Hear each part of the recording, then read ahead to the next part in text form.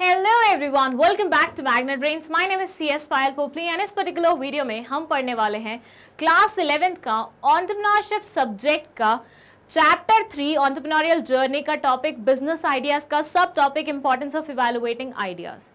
अब जिन स्टूडेंट्स ने मेरी प्रीवियस वीडियोस नहीं देखी हैं उनके लिए मैं बता दूं दैट बिजनेस आइडियाज़ एक बहुत बड़ा टॉपिक है आपकी बुक में, जिसके अंदर बहुत सारे सब टॉपिक्स हैं। तो सबको हमने अलग अलग वीडियोस में कवर किया है, ठीक है, क्योंकि हमें अच्छे से एग्जांपल्स देने थे, थोड़ा अच्छे से आपको एक्सप्लेन करना था, तो हमने उसको बाइफिकेट किया है डिफरेंट वीडियोज़ में। सो अगर आपने प्रीवियस वीडियोस नहीं देखी है, फट से जाके पहले वो देख लीजिए, क्योंकि आपको ये वीडियो तभी समझ में आएगा जब आपने वो सब देखी होंगी। एंड साथ ही साथ क्योंकि ये 3rd चैप्टर चल रहा है हमारा, तो मतलब 2 चैप्टर्स हम ऑलरेडी फिनिश कर चुके हैं। तो जिस स्टूडेंट ने अभी तक वो भी नहीं देखा है एंड आप 11th क्लास में और आपने एंटरप्रेन्योरशिप ऑप्ट किया है, तो प्लीज़ जाके वो भी देख लीजिए, आपको डिस्क्रिप्शन बॉक्स में लिंक मिल जाएगा, ठीक है। अब हम अगर बात करें इस टॉपिक के बारे में, तो देखिए प्रीवियस वीडियो में हमने बात करी थी कि आइडियाज़ कैसे जनरेट करते हैं, लाइक किस किस तरीके से हम आइडियाज़ जनरेट कर सकते हैं। कौन से आइडियाज़? बिजनेस आइडियाज़, कि हमें पर्टिकुलरली कौन से प्रोडक्ट या कौन से सर्विस में डील करना है, किस फील्ड में अपना बिजनेस स्टार्ट करना है, ठीक है। तो वो आइडियाज़ जनरेट अगर हमने एक बार कर लिए, तो ये बोलते हैं क्या बात वहीं पर ख़त्म हो जाती है? लाइक सिर्फ जनरेशन वॉज मेन थिंग, कि आपने आइडिया जनरेट कर लिया बस ख़त्म? नहीं ना, आप जो आइडियाज़ जनरेटेड हैं उनका इवैल्यूएशन भी तो करते हैं। प्रीवियस वीडियो में जो लास्ट टॉपिक था हमारा वो क्या था? Evaluation of ideas.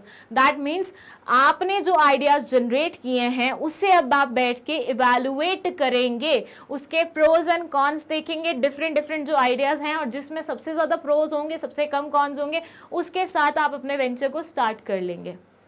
इस पर्टिकुलर वीडियो में वो जो इवैल्यूएशन हमने की थी प्रीवियस वीडियो में, उसके आगे की कहानी है। क्या कहानी है? कि इवैल्यूएशन जो हम करते हैं उसका इंपॉर्टेंस क्या है, क्यों हम अपना इतना टाइम वेस्ट करते हैं हर एक पर्टिकुलर आइडिया के प्रोज एंड कॉन्स जानने में। तो वो अब पढ़ेंगे पॉइंट वाइज एग्जाम्पल्स की मदद से। Let's begin with this introduction. ये बोलते हैं importance of evaluating ideas amidst of rapidly changing environment. It may seem that evaluating ideas are a big waste of time. One may think that if one takes time to evaluate one's entrepreneurial ideas, one will miss the quickly closing window of opportunity. However, there are good reasons why idea evaluation is an important step in researching the venture's feasibility. आपको अब यहाँ पे मैं ना एक बहुत बढ़िया example देती हूँ, एक ऐसा एग्जाम्पल जिससे आप बहुत अच्छे से रिलेट कर पाएंगे।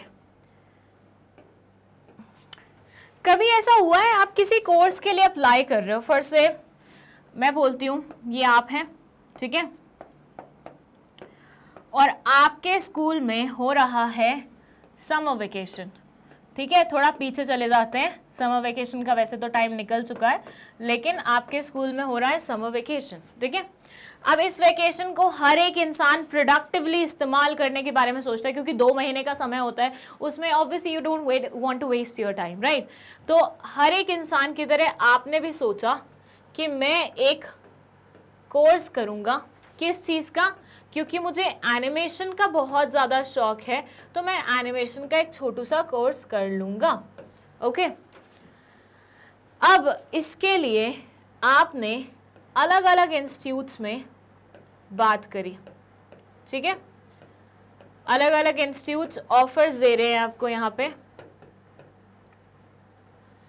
इन सारे इंस्टीट्यूट्स में ना एक इंस्टीट्यूट तो आपको ऐसा मिल ही जाएगा जो आपको जब ऑफर दे रहा होगा ना, साथ में एक और लाइन बोलेगा कि सर वैसे तो हमारा एनिमेशन कोर्स 50,000 का है, ठीक है।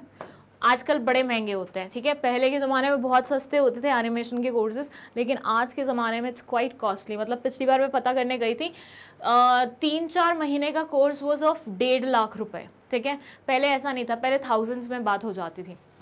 तो 50,000 का कोर्स है, ठीक है। लेकिन सर अगर आप इस कोर्स को आज या कल में एनरोल करते हैं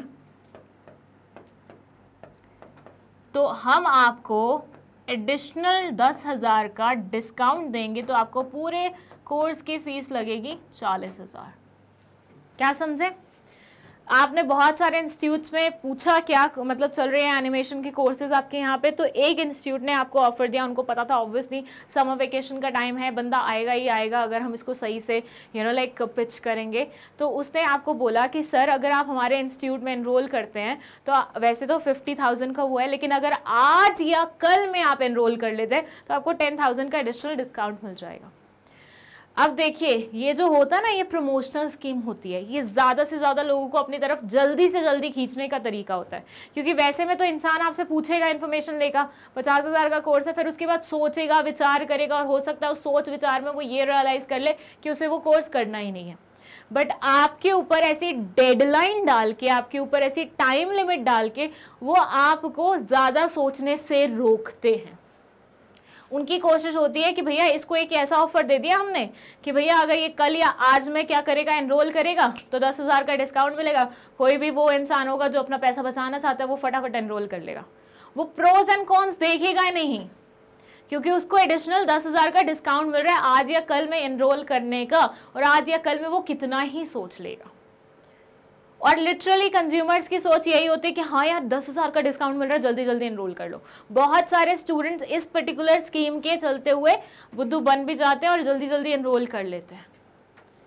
लेकिन अगर आपने कभी नहीं किया हो ना, मैं आपको हार्ड रियलिटी बताती हूँ क्या होता है। अगर आपने कभी ऐसे कोर्स में एनरोल नहीं किया हो तो वो ना आपको अगले दिन फिर कॉल करेंगे, फिर आपको बोलेंगे सर स्पेशली आपके लिए मैंने अपने सीनियर से बात करी है, लाइक मैं सीरियसली आप चाहता हूँ कि आप ये एनिमेशन का कोर्स करें और मुझे पता है आपको कितना पसंद है ये वो, मतलब आपके साथ ऐसा बिहेव करेंगे एज इफ लाइक उनको पता है बहुत अच्छे तरीके से आपके बारे में, ठीक है।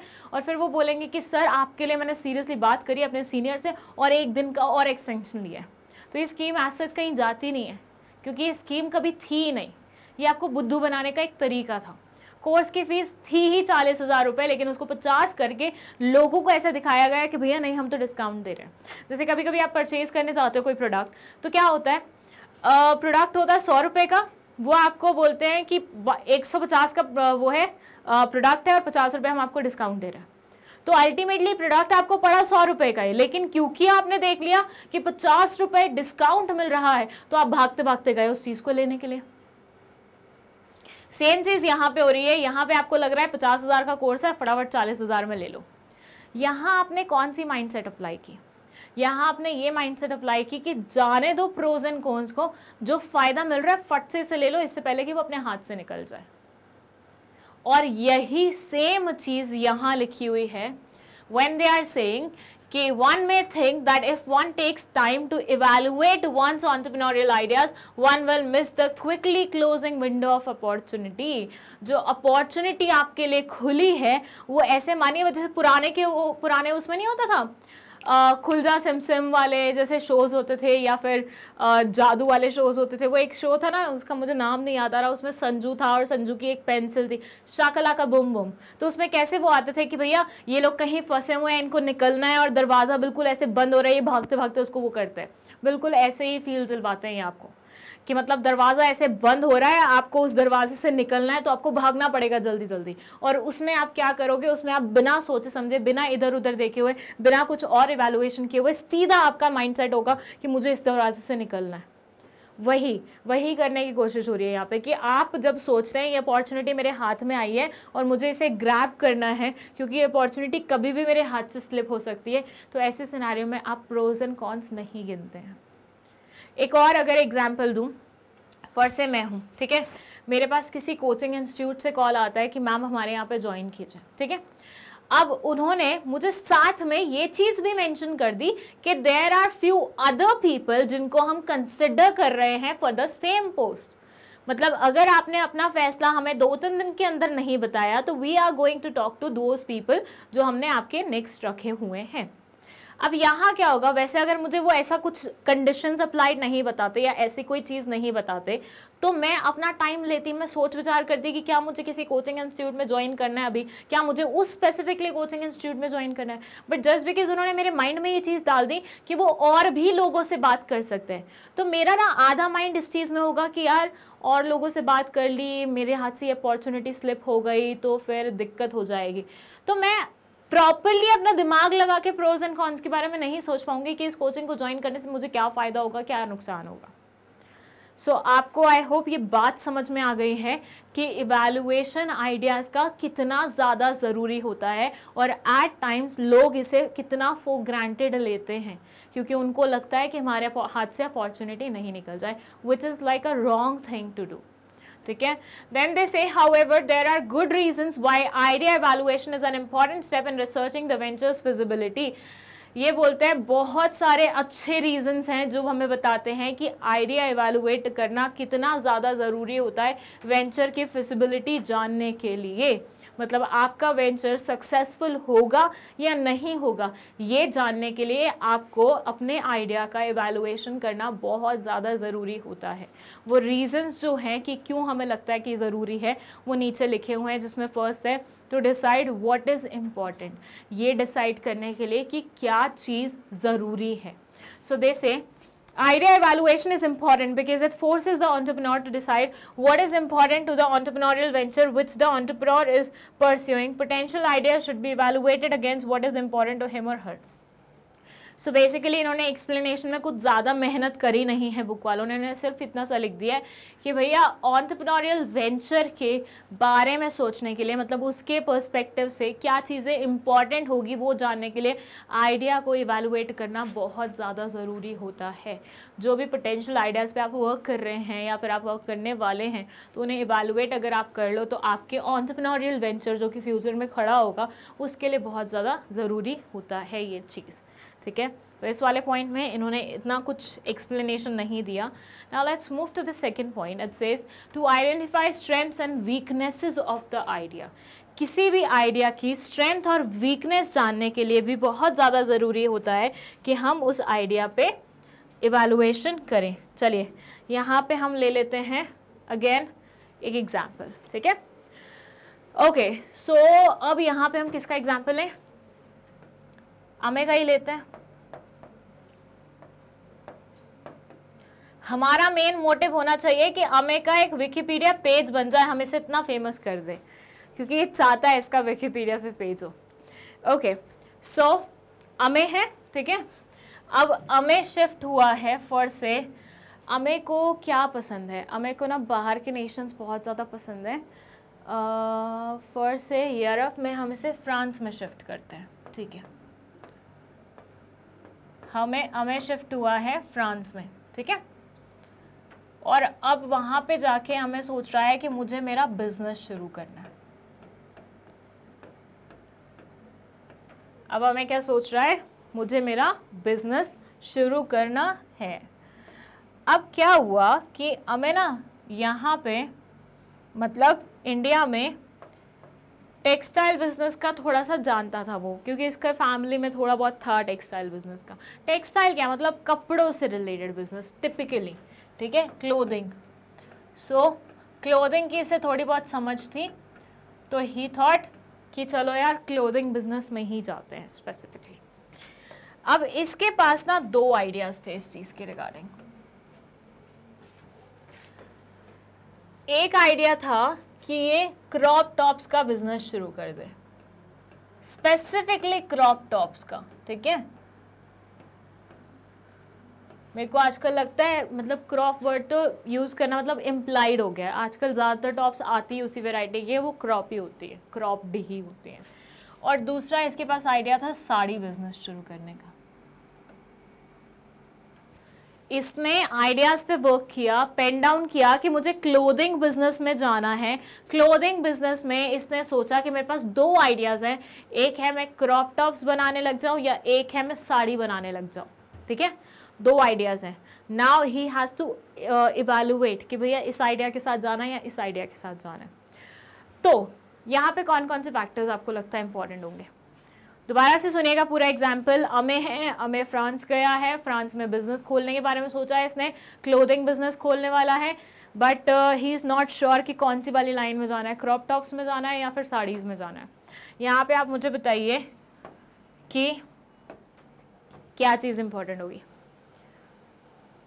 देखिए, अगर ये साड़ी बिजनेस में जाता है तो इसे ये देखना पड़ेगा कि ये अपनी कस्टमर बेस को डिक्रीज कर रहा है। रीज़न बीइंग फ्रांस में कितने ही लोग होंगे जो साड़ी पहनते होंगे, that too on daily basis. वहाँ पे तो जो इंडियंस भी होते होंगे ना, आई डोंट थिंक सो वो भी साड़ी पहनते होंगे। व्हाट डू यू थिंक, जो इंडियंस हमारे यहाँ से दूसरे नेशंस में फैले हुए हैं, और आज की डेट में तो आई गेस सारे नेशंस में ही फैले हुए हैं, कोई भी ऐसा नेशन, छोटे से छोटे नेशन का नाम ले लो, फिर से युगांडा तक का पूछ लो, मतलब देख लो अफ्रीका में युगांडा किसने सुना था थोड़े टाइम पहले तक, वहाँ पे भी इतनी ज़्यादा पॉपुलेशन इंडियंस की बसी हुई है। तो इंडियंस ना हर जगह फैले हुए हैं, पर वो जो इंडियंस हर जगह फैले हुए हैं, क्या वो वहाँ पे जाके दूसरे नेशंस में जाके साड़ी पहनते हैं on daily basis? I have many friends in Canada, USA, मतलब मेरी तो अभी एक फ्रेंड की रिसेंटली शादी हुई थी और शी मूव टू USA। अब कायदे से देखा जाए नई शादी होते तो you have to wear sari and all, but क्या वो एक्सपेक्ट कर सकते हैं हम USA में बैठ के साड़ी पहनती होगी? पहननी भी नहीं आती उसको, तो मतलब वो तो she is like into westerns only. So जो यहाँ से जाते हैं वो भी साड़ी नहीं पहनते, तो how can we expect the other people who are like local residents of those areas, वो कैसे साड़ी पहनेंगे? तो मतलब आपने अपना कस्टमर बेस बहुत ही छोटा रख दिया। यहाँ पे जो कस्टमर बेस होगा वो क्या होगा? बहुत बड़ा होगा, क्योंकि क्रॉप टॉप्स तो सब पहनते हैं। जितने भी इंडियंस इंडिया से बाहर जाते हैं, जितनी भी लड़कियाँ इंडिया से बाहर जाती हैं, बाहर जाके तो कुछ भी पहनती हैं, और जनरली ऐसी चीज़ें ही पहनते हैं। ये तो बहुत कब वंस इन अ वाइल्ड वाली सिचुएशन होती है, रेयरली, जहाँ पे वो ऐसे कपड़े पहनती हैं। दूसरी बात, कस्टमर बेस गया आपका, वहाँ का ट्रेंड क्या चल रहा है? ये तो कभी ट्रेंड में चलेगा ही नहीं फ्रांस में। सेल हो पाएगी आपकी इतनी भैया, जब लोगों में आपके चीज़ को लेके क्रेज ही नहीं है तो सेल कैसे हो पाएगी?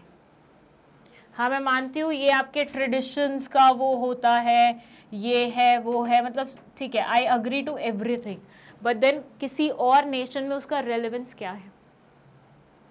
तो इवैल्यूएशन करने से you will get to know the plus and minuses of your business venture. So फिर आपको पता चल जाएगा कि मेरे लिए कौन सा सबसे ज़्यादा सही है। अब यहाँ पे अगर हम देखें तो ज़्यादातर जो माइनस वाले पॉइंट्स आ रहे थे वो इधर आ रहे थे, ज़्यादातर जो प्लस वाले पॉइंट्स थे वो इधर आ रहे थे। ठीक है, तो ऐसे सिनेरियो में आप कौन से वाले आइडिया के साथ आगे बढ़ने के बारे में सोचेंगे? क्योंकि इसमें स्ट्रेंथ ज़्यादा है, वीकनेसेस कम है। वहाँ पे वीकनेसेस ज़्यादा हैं, स्ट्रेंथ्स कम है।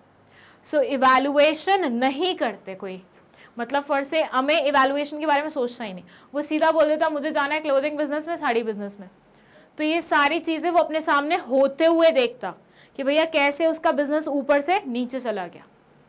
क्यों? क्योंकि उसने इवैल्यूएशन नहीं किया था। इवैल्यूएशन करने से आपको पता चल जाता है आपके आइडियाज़ के स्ट्रेंथ्स एंड वीकनेसेस क्या हैं, और उसके बाद आप उस पर वर्क करना शुरू करते हैं। कौन से वाला आइडिया ज़्यादा स्ट्रेंथ होल्ड करता है, आप उस पर्टिकुलर आइडिया के साथ आगे बढ़ने की कोशिश करेंगे। एंड इसको ना एक अलग तरीके से भी ले सकता है, लाइक इस तरीके से, एक बार मैंने आपको एक्सप्लेनेशन दे दी। अब ऐसे मानिए अमे के पास सिर्फ एक ही आइडिया था, मतलब उसने सिर्फ एक ही आइडिया सोचा था, दो अलग अलग आइडियाज़ नहीं थे।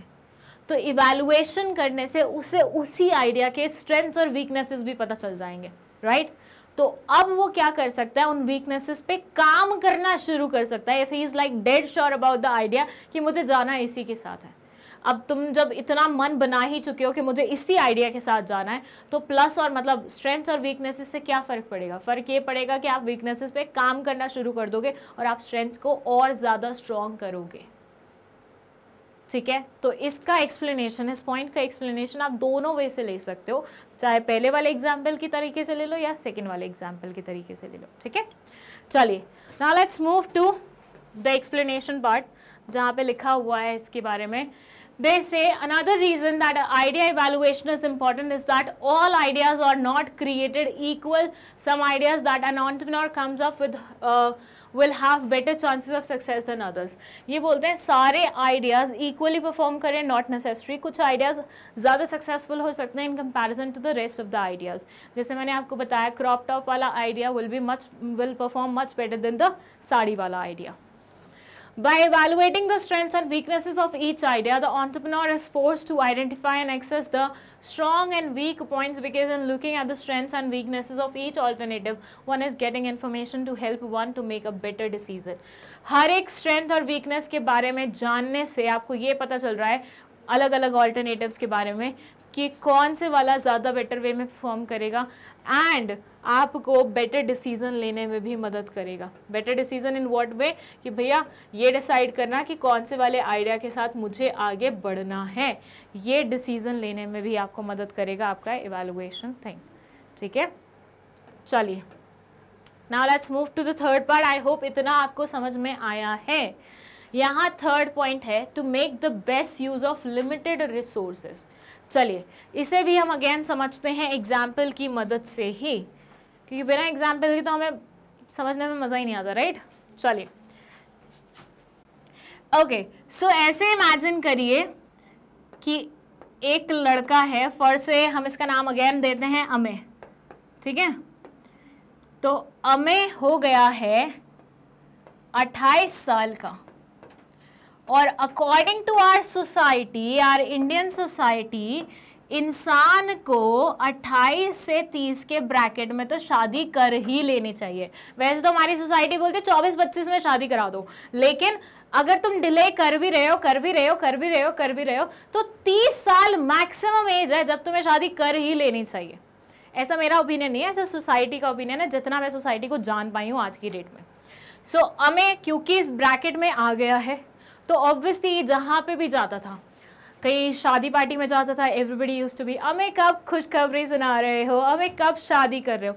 ये ना चीज़ मतलब आप लोगों ने तो अभी रियलाइज़ नहीं की होगी, जब आप थोड़े बड़े होंगे तब आप रियलाइज़ करेंगे कि जब ऐसा कुछ होता है ना, तो पता नहीं कैसे सारे रिश्तेदारों को सिर्फ आप ही की शादी की पड़ी होती है.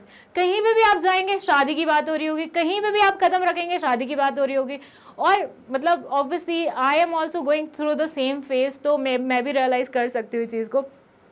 यू नो मतलब रिलेटिव्स तो छोड़ो, चलो उनका तो है, मतलब उनका तो काइंड ऑफ लिखा हुआ है इतिहास में कि वो तो ऐसा करेंगे ही करेंगे.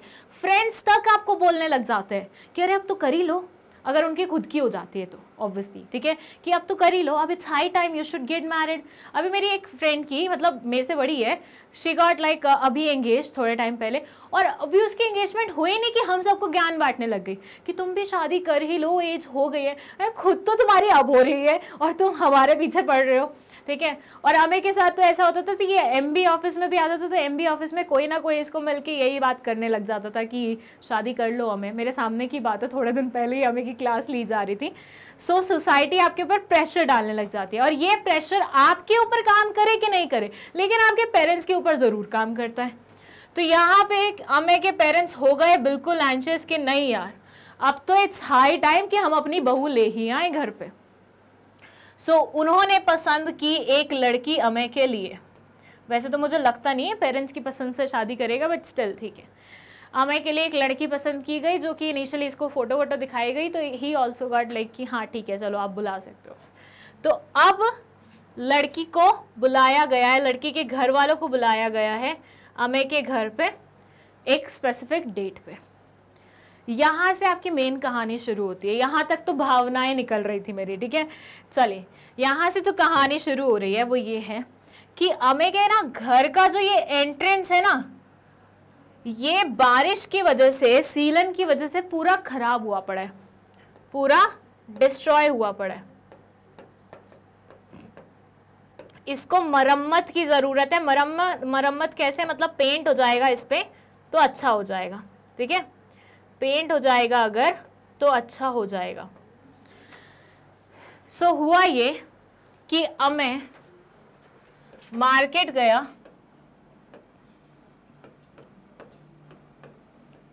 पेंट लेने के लिए. तो इसे पता लगा, ये कोविड का एरा है, ठीक है, ऐसे मान लो कोविड वाला टाइम है.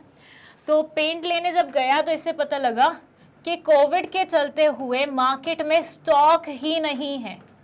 मार्केट में पेंट का स्टॉक ही नहीं है, क्योंकि भैया कोविड में सब क्या कर रहे थे, ड्राइंग ही तो कर रहे थे, लीपा पोती ही तो कर रहे थे, अपना टाइम पास करने के लिए कुछ भी चाहिए था तो पीपल वर लाइक वर्कशॉप्स चला रहे थे इंटरनेट पे कि चलो तुम्हें कलरिंग के टिप्स देते हैं, ये करते हैं वो करते हैं। तो सारे पेंट्स मार्केट में खत्म हो चुके थे।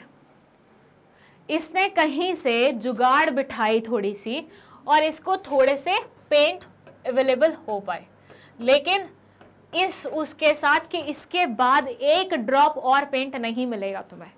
मतलब ये अल्टीमेटम साथ आया था कि ये लेके जाओ, लेकिन इसके बाद एक भी ड्रॉप तुम्हें और नहीं मिलेगी पेंट की। तो जैसे एक नहीं बस इतना ही चाहिए। ये लेके ये आ गया घर पे। अब इसकी मॉम ने जैसे ही पेंट देखा, शी फॉरगॉट कि भैया इसको तो दीवार पे पेंट करना है। उनने क्या किया, अपने घर के गमले पोत लिए उससे। इसकी मॉम को भी मेरी मॉम की तरह शौक था। अभी मेरी मॉम ने क्या किया, इंडिपेंडेंस डे पे ना जितने भी हमारे पॉट्स थे, मतलब जितने भी गमले थे, उनको उठा के, मतलब शी वाज गेटिंग बोर्ड, तो सैफरन, वाइट और ग्रीन में ऐसे उन्होंने पेंट कर दिया। एंड जब मैं घर गई तो शी वाज लाइक, देख मैंने फ्लैग बनाया है। आई वाज लाइक या नाइस। तो अमे की मॉम को भी ना गमले पेंट करने का बड़ा शौक था। उन्होंने जैसे ही पेंट देखे उठा के पोत डाले सारे के सारे गमले। अब आप मुझे यहाँ पे बताइए, अगर इन लोगों ने ध्यान से बैठ के डिस्कशन किया होता कि किस चीज़ के लिए पेंट चाहिए, किस चीज़ के लिए पेंट आया है, किस चीज़ के लिए हम इसको इस्तेमाल करने वाले हैं, तो क्या ये प्रॉब्लम जाती? क्योंकि पेंट तो अब ख़त्म हो गया और यहाँ पे उसको अल्टीमेटम भी साथ में मिला था कि दोबारा पेंट नहीं मिल पाएगा। तो ऐसे सिनेरियो में आपने जो बचे खुचे रिसोर्सेज थे, जो मतलब बहुत ही मुश्किल से आपको रिसोर्सेज अवेलेबल हुए थे, उनको क्या किया, वेस्ट कर दिया। क्या यहाँ पे आपने उन पर्टिकुलर रिसोर्सेज का ऑप्टिमल इस्तेमाल किया? आंसर है नो। आपने ऑप्टिमली उस पेंट्स का इस्तेमाल नहीं किया, उन रिसोर्सेज का इस्तेमाल नहीं किया। सो जब आप किसी भी आइडिया को इवैल्यूएट करते हैं या कभी भी आप सोचते हैं कि मुझे बिजनेस वेंचर स्टार्ट करना है, तो उस टाइम पे आप ये देखते हैं कि भैया कौन से वाला बिजनेस वेंचर स्टार्ट करना है। क्योंकि अगर आप उस चीज़ के बारे में श्योर नहीं है, आपने गलत वाले बिजनेस वेंचर में लगा दिए अपने रिसोर्सेज, तो ऐसे सिनेरियो में क्या होगा, तुम्हारे रिसोर्सेज वेस्ट होंगे और उसके बाद तुम नेक्स्ट कुछ चीज़ शुरू करने के लिए लायक ही नहीं बचोगे। इसको एक और तरीके से हम ले सकते हैं, एक और एग्जांपल ले लेते हैं इसमें। ऐसे इमेजिन करिए, अमे को बिजनेस शुरू करना था, ठीक है।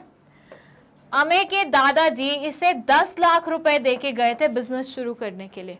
पैसे कितने थे? सिर्फ और सिर्फ 10 लाख रुपए। इसके पापा ने इसे पैसे दे ही नहीं रखे थे, बिल्कुल भी नहीं दे रखे थे, और पहले ही बोल दिया था मैं तुझे एक फूटी कौड़ी नहीं दूंगा।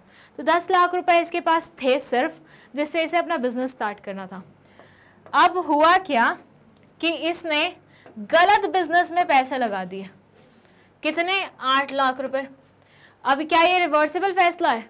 नहीं, इट्स इरिवर्सिबल फैसला। आपने जो पैसे लगाए दिए वो कहाँ से वापस निकालोगे? वो पैसे तो गए। अब ये सोचता है नहीं, ये बिजनेस मेरे लिए सही नहीं है, मेरे लिए बिजनेस 2 सही होगा, B2 सही होगा। तो भैया तुम्हारे पास रिसोर्स कहाँ बचा है? अब जो 10 लाख रुपए तुम्हें मिले थे, जिससे शायद तुम अच्छे से इस बिजनेस को कर सकते थे, उसे तुमने यहाँ पे वेस्ट कर दिया। और ये गलती क्यों हुई? अगेन ये गलती इस वजह से हुई क्योंकि तुमने आइडिया को इवैल्यूएट ही नहीं किया। तुमने तुम्हारे सामने जो फर्स्ट आइडिया आया उसमें अपने पूरे पैसे लगा दिए और वो बर्बाद हो गया। उसके बाद यू रियलाइज नहीं मुझे तो दूसरे आइडिया में पैसे लगाने थे। अब पैसे बचे कहाँ हैं फिर? सो रिसोर्सेज हमारे यहाँ पे जितने भी हैं, वो चाहे पैसे हो चाहे नेचुरल रिसोर्सेज हो, वो सारे के सारे लिमिटेड हैं। सो अगर आपको उन रिसोर्सेज को ऑप्टिमली इस्तेमाल करना है तो उसके लिए बहुत ज़्यादा ज़रूरी है कि आप पहले out of all the ideas जो आप देख रहे हैं, जो आपने जनरेट किए हैं, उनमें से एक को पेन डाउन करो बहुत ही अच्छे से इवैल्यूएशन करके। 5 आइडिया में से एक आइडिया सेलेक्ट करो और ये आइडिया किस बेसिस पे आप सेलेक्ट करोगे कि भैया ये बेस्ट है आउट ऑफ दीज 4 या 5। समझ में आया? सो रिसोर्सेज की अगर बात करें तो ये बोलते हैं the next reason why idea evaluation is important has to do with the reality of limited resources at disposal. Most entrepreneurs have limited amount of money, ज़्यादातर एंटरप्रेन्योर्स के पास लिमिटेड अमाउंट ऑफ मनी होता है, समय सबके पास limited है। चलिए आप ऐसे भी मान लीजिए, मतलब बहुत सारे ऐसे लोग हैं जिनके पास पैसे बहुत है, जैसे अंबानी सर, वो कुछ नया शुरू करना चाहे तो उनके पास बहुत पैसे हैं, वो ऐसा पैसा गवा सकते हैं, लेकिन टाइम तो सबके पास लिमिटेड है ना। एक ऐसा रिसोर्स जो कि सबके पास लिमिटेड है, दैट इज टाइम।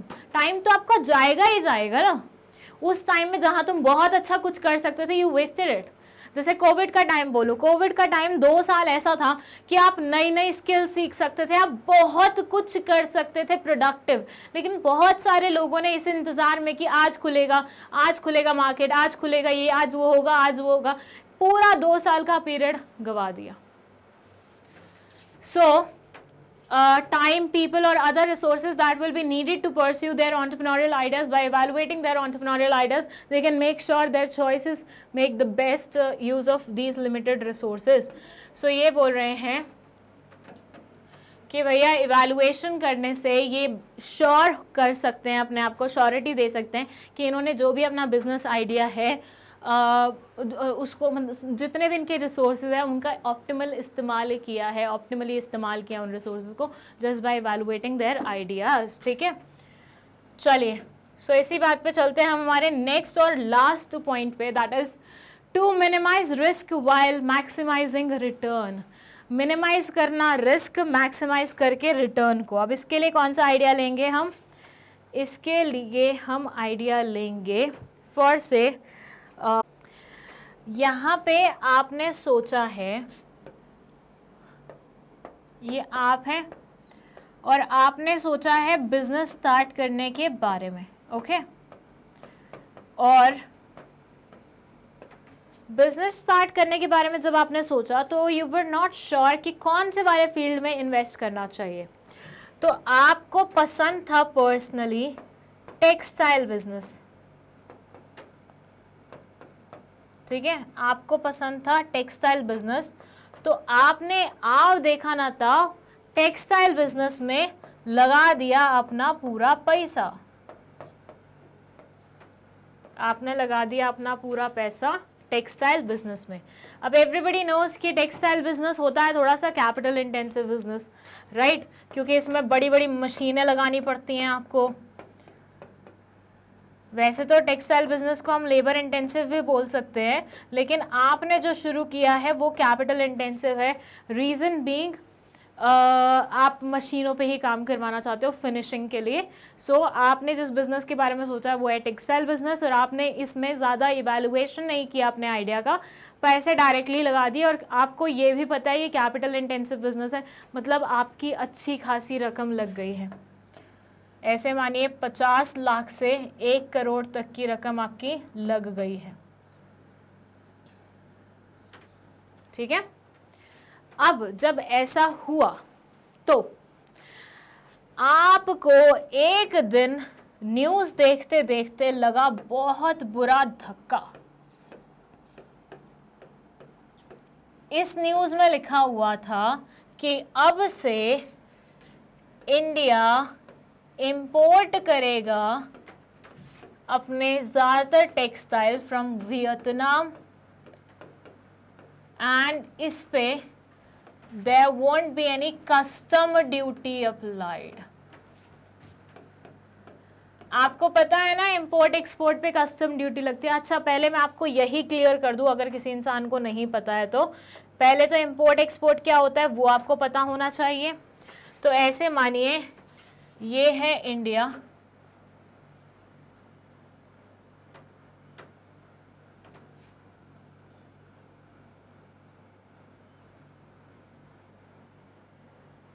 ठीक है। एक सेकेंड ना, थोड़ा सा बना लूँ मैं, थोड़ा सा इधर उधर बन गया लेकिन एक अच्छा वो मिल रहा है, ठीक है।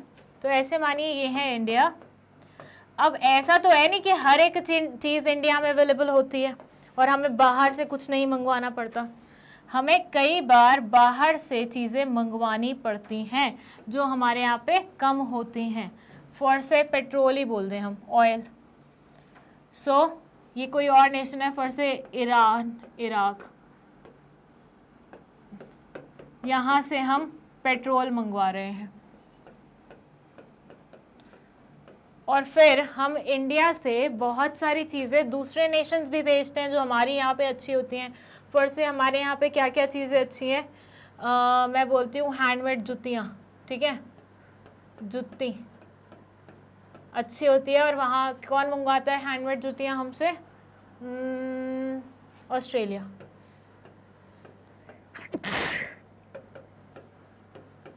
या हम मैंगो का भी एग्जाम्पल ले सकते हैं, हमारे यहाँ की मैंगो बहुत फेमस है यार, और ऑस्ट्रेलिया, यूएसए, सारे लोग हमसे मैंगोज मंगवाते हैं,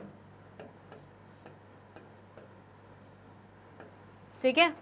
यहाँ पे अब थोड़ा सा ध्यान दे के सुनिएगा, मैं जो कॉन्सेप्ट आपको समझाना चाह रही हूँ।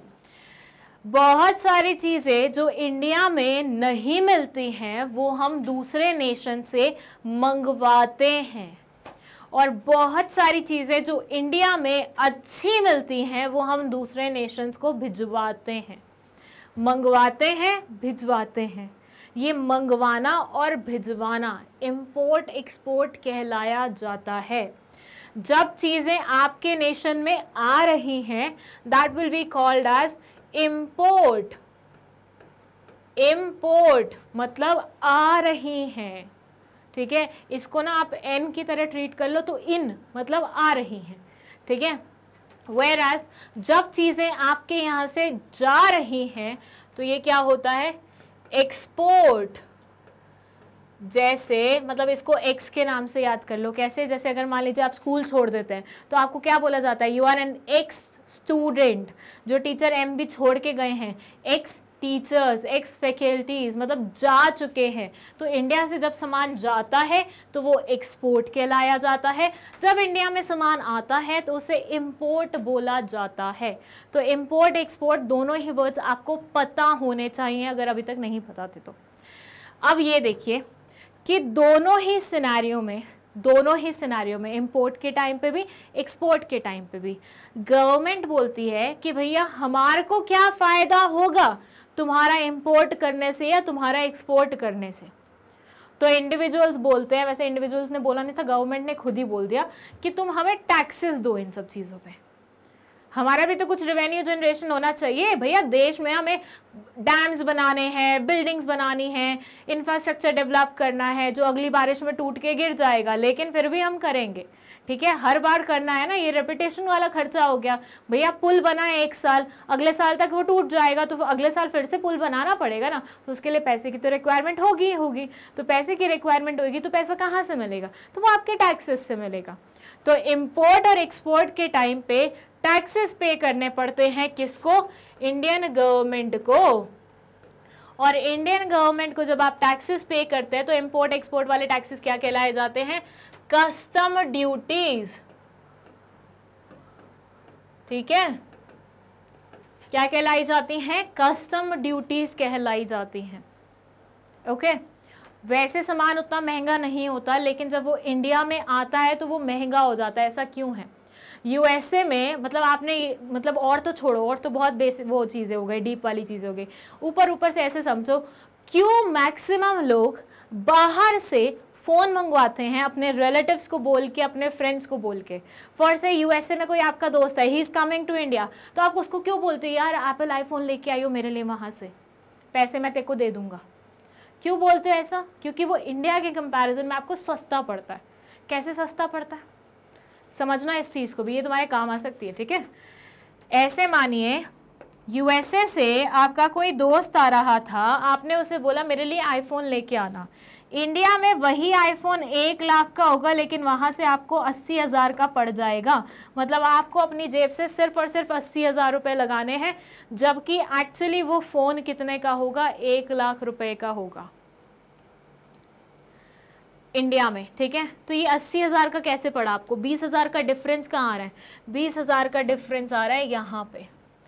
जब इंडिया में कोई चीज़ इंपोर्ट होती है सही तरीके से तो उस पर आपको टैक्सेस पे करने पड़ते हैं, और जो वो कस्टम ड्यूटीज़ वगैरह पे होती हैं उससे पूरा का पूरा खर्चा वो हो जाता है, इंक्रीज़ हो जाता है। इसलिए जब आपका दोस्त आ रहा होगा तो ऑब्वियसली वो कस्टम ड्यूटी नहीं पे करके आ रहा होगा, और वो नहीं पे करके आ रहा है दैट मीन्स आपको फ़ोन सस्ता मिल रहा है, तभी ज़्यादातर लोग अपने रिलेटिव से ऐसी सब चीज़ें मंगवाते हैं, specially when it comes to Apple products. मैंने बहुत सारे लोगों को करते हुए देखा, ठीक है। सो ये रीज़न है। अच्छा, अब इम्पोर्ट्स महंगे हो गए हैं, इसका क्या मतलब होता है? मतलब कस्टम ड्यूटी इंक्रीज हो गई है उन पे। अगर मान लीजिए हम बाहर से पहले भी कोई सामान मंगवाते थे, वो 10 रुपए का पड़ता था। कई बार आप मार्केट में जाते हैं तो वो लोग बोलते हैं ना, मैडम ये तो बाहर का प्रोडक्ट है, मैडम बाहर का प्रोडक्ट है, इस बार महंगा हो गया है। तो वो महंगा क्यों हो रहा है? क्योंकि उसके ऊपर जो कस्टम ड्यूटी लगने वाली थी वो इंक्रीज हो गई है। जो टैक्सेस आप पे कर रहे थे पहले, वो इंक्रीज हो गए हैं, एंड दैट्स द रीज़न अब आपको वही चीज़ क्या पड़ रही है? महंगी पड़ रही है। वो आपको क्या पड़ रही है? महंगी पड़ रही है, ठीक है। तो नाउ आई होप आपको इम्पोर्ट एक्सपोर्ट अच्छे से समझ में आ गया। देखिए ये बहुत बेसिक चीज़ें हैं जो कॉमर्स स्टूडेंट्स को तो पता ही होनी चाहिए, या फिर ऑब्वियसली जब आप एंटरप्रेन्योरशिप पढ़ रहे हो तो आपको पता होने चाहिए, क्योंकि बहुत सारे लोग अपना बिजनेस इसमें करते हैं। Like I have many friends जो इम्पोर्ट एक्सपोर्ट का ही बिजनेस कर रहे हैं। और let me tell you people, बहुत अच्छा पैसा है। अगर आपकी पकड़ बहुत अच्छी है ना तो बहुत अच्छा पैसा है इम्पोर्ट एक्सपोर्ट में। क्योंकि यू कैन से कि लाइक अगर आप एक्सपोर्ट में जाते हैं, ठीक है, तो मतलब आप डॉलर्स में कमा रहे हैं और स्पेंड आप उसमें कर रहे हैं, रुपीज़ में कर रहे हैं। जब आप डॉलर्स में कमाते हैं और स्पेंड आप रुपीज़ में करते हैं तो मतलब आपको काफ़ी फ़ायदा हो जाता है।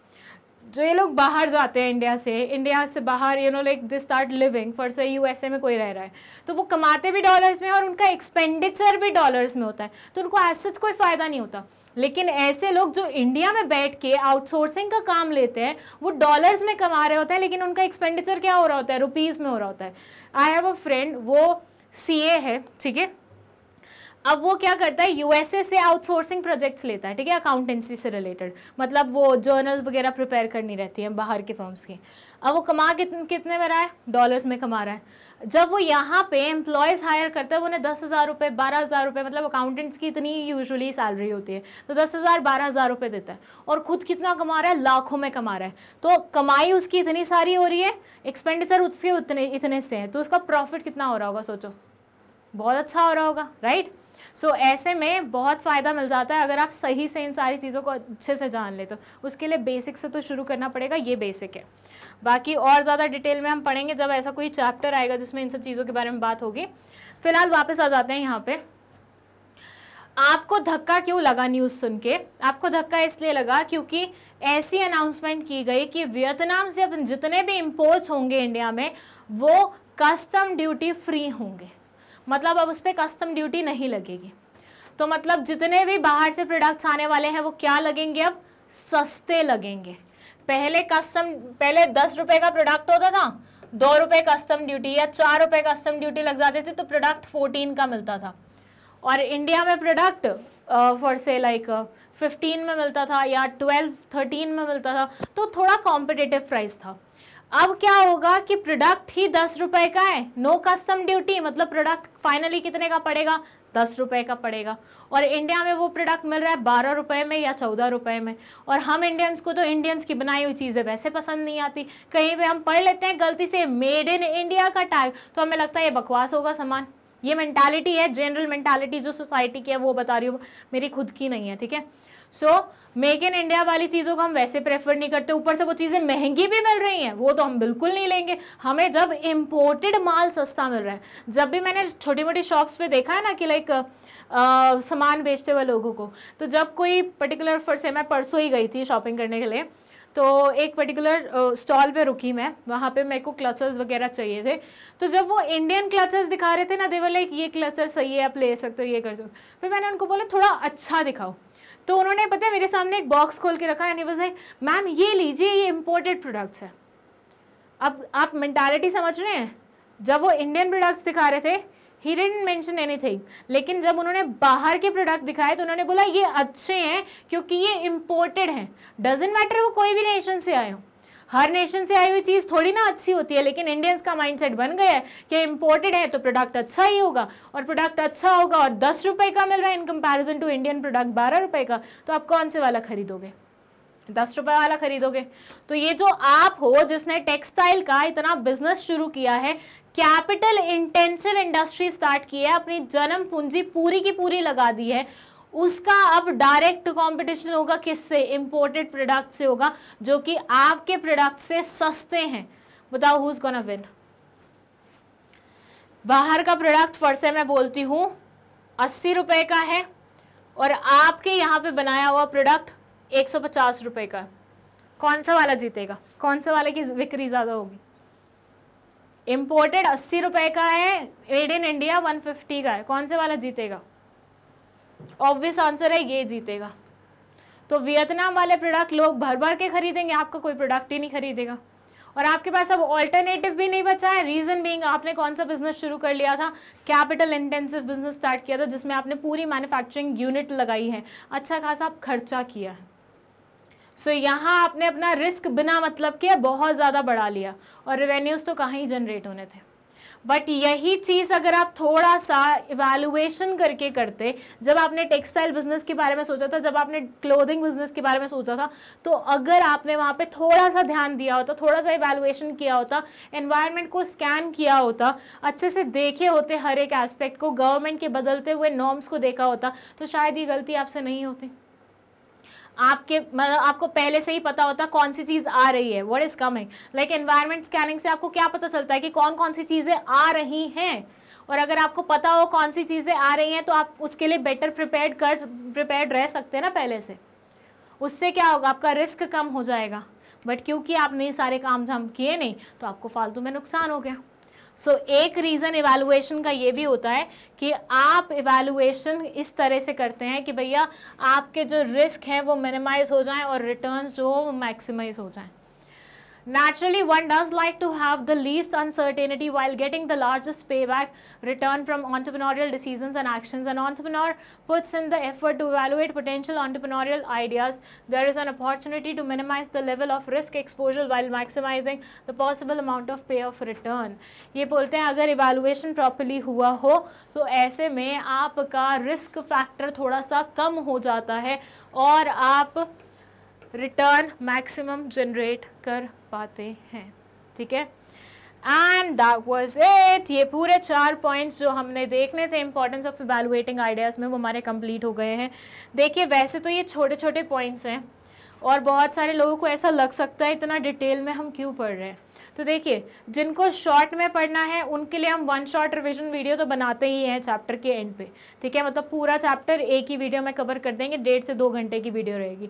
तो वो तो उन बच्चों के लिए होता है जो बहुत फास्ट वे में पढ़ना चाहते हैं, लेकिन जो बच्चे कॉन्सेप्ट को समझ के अच्छे से पढ़ना चाहते हैं उनके लिए हम ऐसे डिटेल्ड एक्सप्लेनेशन वाली वीडियोज़ बनाते हैं। सो दोनों वीडियोज़ आपके पास अवेलेबल है, आपका जो मन करे आप वो देखिए। लेकिन मेरा कहना यही रहेगा, अगर आप कुछ पढ़ रहे हो, ठीक है, मतलब फर्स्ट से कुछ भी सब्जेक्ट पढ़ रहे हो, तो उसको ऐसे पढ़ो कि कल तुम उसे इस्तेमाल कर पाओ, वरना तुम्हें क्या लगेगा इंडियन एजुकेशन तो कोई मतलब ही नहीं बनाती। ऐसा बिल्कुल भी नहीं है। अगर आपने बचपन से आज तक जो चीज़ें पढ़ी हैं उनको पढ़ने का आपका तरीका अलग रहा होता है, इंस्टेड ऑफ जस्ट पढ़ के पेपर दे के पास होके मतलब और बुक्स हटा देना। उसके अलावा अगर आपने सही तरीके से वो सारी चीज़ें पढ़ी होती ना, आज की डेट में आप वो सारी चीज़ों को इस्तेमाल कर रहे होते अपनी लाइफ में। हाँ मैं मानती हूँ कुछ चीज़ें इस्तेमाल नहीं होती, लाइक मैथ्स की अलजेब्रा वगैरह, वो सब इतना इस्तेमाल नहीं होता। कुछ लोग करते हैं अपनी लाइफ में, लेकिन मैक्सिमम लोग नहीं करते। बट ये सारी चीज़ें जो मैं पढ़ा रही हूँ आपको, ये तो बहुत बेसिक नेचर की हैं, जो आराम से अगर आप कल बिजनेस करने के बारे में सोचते हैं या फिर जॉब में अपने बॉस को सजेशन देने के बारे में सोचते हैं तो आपके इस्तेमाल हो सकते हैं। ठीक है, चलो इनफ ऑफ ज्ञान आज के लिए। ये वीडियो हम यहीं पे कंप्लीट करते हैं। आई होप आपको सब कुछ बहुत अच्छे से समझ में आया। अगर कोई भी डाउट है आप कमेंट सेक्शन में लिख सकते हैं। विद दैट अगर आपको नोट्स चाहिए तो आप जा सकते हैं उस लिंक पे जो कि डिस्क्रिप्शन बॉक्स में मेंशन है, गेट नोट्स फ्रॉम योर करके। एंड प्रीवियस और नेक्स्ट वीडियो देखने के लिए लिंक भी डिस्क्रिप्शन बॉक्स में मेंशन है और प्लेलिस्ट का लिंक भी वहाँ पर मेंशन है। लेकिन फिर भी ये सारी चीज़ें करने के बाद भी अगर आपको कोई वीडियो यूट्यूब पे नहीं मिलती है तो there is a easy way. आपको बस गूगल पे जाना है, magnetbrains.com टाइप करना है। कृपया करके चैनल के नाम को अच्छे से याद कर लीजिए, it's magnet brains, not magnetic brains. या फिर कोई बोलता है magnet brain, magnet brains, brain कभी अकेला नहीं होता ना, 2 पार्ट्स होते हैं ब्रेन्स के, तो ब्रेन्स बोला जाता है, ठीक है। तो magnet brains is the name. तो आपको वही टाइप करना है .com और आपको वेब पेज खुला हुआ दिख जाएगा।